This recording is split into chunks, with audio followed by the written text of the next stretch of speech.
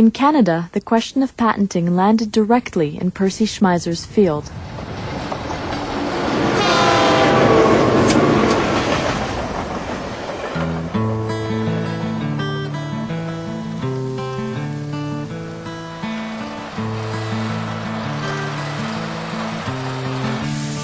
I've been farming for 53 years, and in those years I've grown mostly wheat, canola, oats, and peas. This field has had wheat, and the field behind me has canola in it, or rapeseed as it is known in Europe. When our grandparents came to this country, there was no such thing as chemical companies or seed companies, and they had to rely and develop their own seed, borrow seed from their neighbors, or bring it from Europe with them. Percy was known in this part of Canada as a seed developer and a seed saver. I would say that our best grains, our best seeds, have not been developed by research people or scientists. They have been developed by farmers. In 1997, Percy sprayed Monsanto's Roundup around the power poles and ditches as he had done for years. Some canola plants did not die.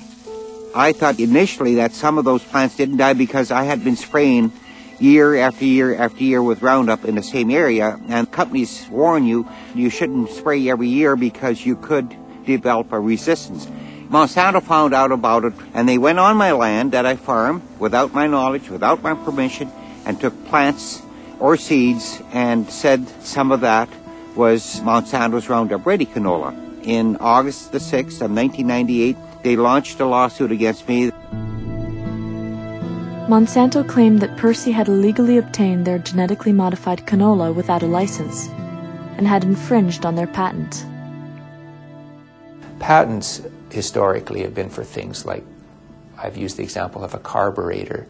Well, a carburetor doesn't get up one day and start replicating itself everywhere and introducing itself into your car so that all of a sudden you have somebody else's carburetor one morning and then you get sued for patent infringement. So that's the unique nature of this type of technology, that once you've unleashed it into the environment, uncontrolled and unconfined, it will spread everywhere. Before the main trial, Monsanto withdrew then all their allegations against me that I had ever obtained a seed illegally. And they went on to say that it didn't matter how the seed got on to my land, I still infringed on their patent. Because my land is on the east side of the road, the main road, the prevailing winds here are from the west. So it would be natural for the canola that blew off of trucks to land in the field here. In fact, one farmer told me that when he drove past my land hauling a Roundup Ready canola, his tarp had broken, and he estimated he lost enough past my 2 miles of land to seed 2,000 acres. Well, I think one of the biggest issues in the case is where to draw the line between the people and the companies who produce and come up with this new technology. The line ended up being drawn way into the farmers' fields. And our contention was the line should clearly be drawn such that farmers have a right to continue to farm. They should be able to save and reuse their own seed. They should be able to buy seed, conventional seed, from their neighbors as they've had in the past, without having to worry about whether they're infringing somebody's patent now. 1999, when I went to seed my canola fields, I was advised by my lawyer not to use my own seed again because I now knew it was contaminated by Monsanto's genetic altered canola. And it was seed that was adapted to this region and grew quite well because it was resistant to various diseases. Percy destroyed over 1,000 pounds of seed that he and his wife had developed over decades.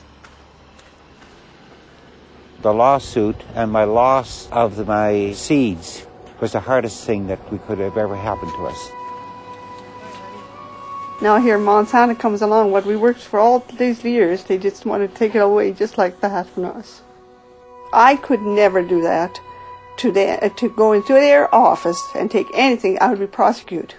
And they can just come and do anything to the farmers just like they own them or so. It really is upsetting. And I feel they're taking my rights away and my privacy. And we're not the only ones. They've been doing too, as many others. Why are they prosecuting so many of these little farmers? Well, they're only maybe worth a couple of $100,000 when they're such a multinational company. Why? Is it greed, or is it they just want to control all the seeds? Percy was not the only farmer accused by Monsanto. In the summer of 2000, my family and I were discussing how rude we thought it was that Monsanto never sent us a letter or thanked us for cooperating with their investigation into our business. We were stunned when in late July of the year 2000, we received a letter from a law firm in New Orleans that was representing Monsanto Company, accusing us of infringing on their patent. Every accused grower in the United States that I have talked to had nearly identical stories. They come and test your crop. The farmers that have nothing to hide figure, well, they'll find that we didn't plant this crop that they say, and they come back over a year later and accuse you of this when the farmer can't go back and take crop samples and disprove them. Monsanto had told us that they had sampled all 3,850 acres of our soybean crop. The samplers would have had to have been gathering one sample continuously every 20 seconds. After examining the testimony that we gave, we realized their story didn't add up. Now they changed their story, saying they only took a handful of samples per field. Are we to assume that they were lying in their first attempt to extort money from us, or are they lying now? Estimates are that Monsanto has sent out 9,000 letters to farmers. Most farmers choose to pay to avoid lawsuits. Even so, there are 100 active lawsuits in the United States alone. When the farmers do settle with Monsanto, they have to agree to never discuss their settlement. We feel that we were profiled by Monsanto because of the size of our farm, and that they wanted to try to make an example out of us to scare other farmers into never saving their own seed, to be too scared to save their own seed.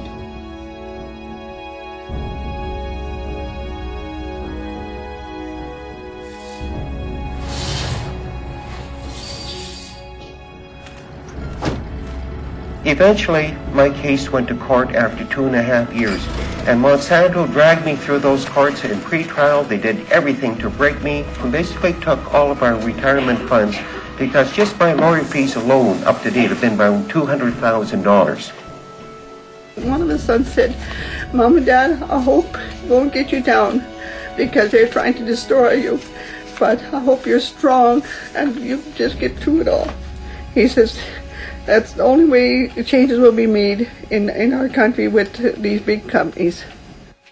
Monsanto ready to wage war.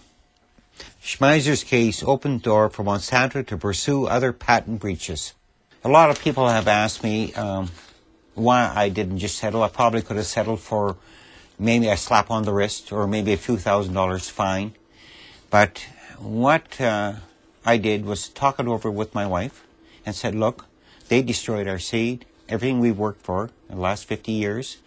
And if I sign this, that I grew genetic altered canola without a license when we were doing our own thing, minding our own business, I couldn't live with myself. And I feel that it was taking my fundamental rights away from me. My grandparents left a system like that way back, turn of the century, to get away from control and a feudal type system. Are we going to want to go back to that? And we said no. We'll fight it and stand up for what we believe in.